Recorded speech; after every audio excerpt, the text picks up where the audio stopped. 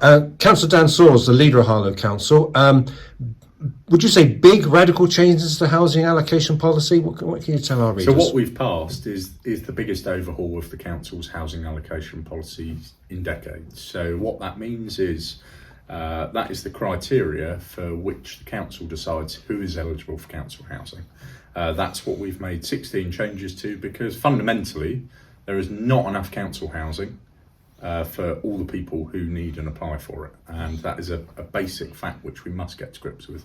We're building more council housing. We would never be able to build enough quickly enough to be able to house everyone, and therefore our job is to decide what is the fairest criteria in order to ensure that those homes are going to the people that need it most. So as I say, 16 changes we've made to that fundamentally sit on two main promises.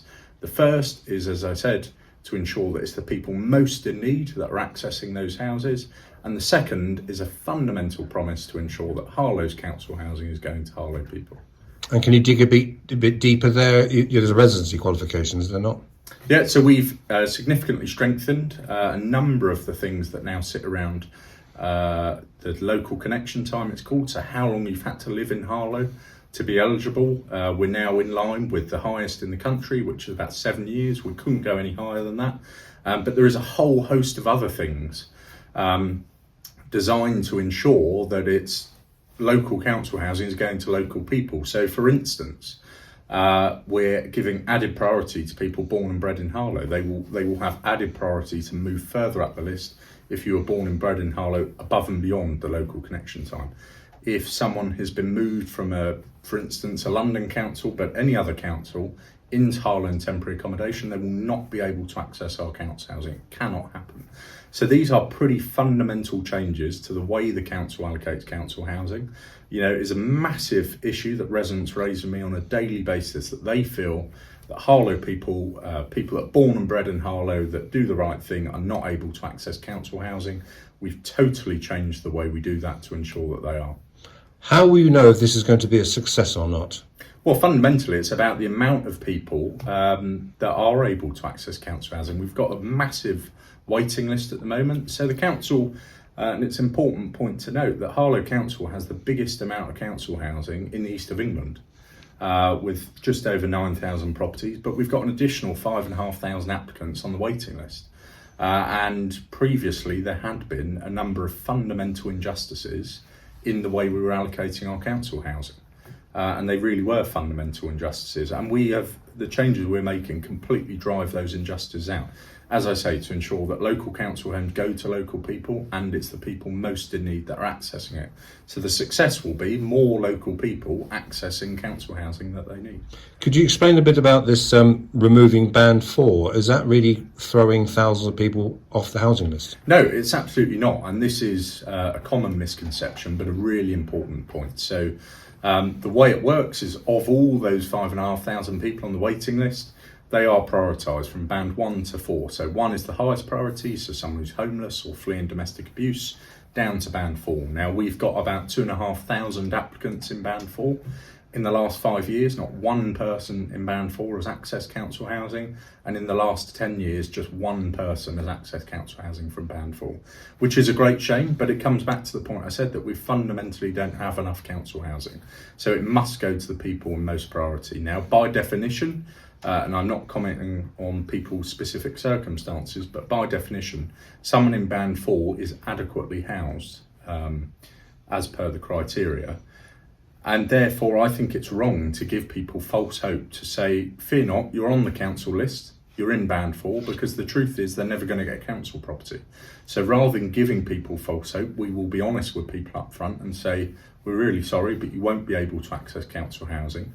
So for people currently in band 4, what will happen is they will be able to reapply against the new criteria. They will be written to, setting out how to do that. And a really important point to this is, if you are a Harlow resident that has lived in Harlow, you were born and bred in Harlow, whether you're in band 4, 2, 3 or 1, the changes we are making will make it easier for you to access council housing, more likely for you to access council housing, not less likely. It will make it less likely for people who haven't lived in Harlow for a long period of time or aren't in the greatest housing need. So like I say, fundamental changes that will change the way we allocate council housing. Dan Saws, thank you very much for your time.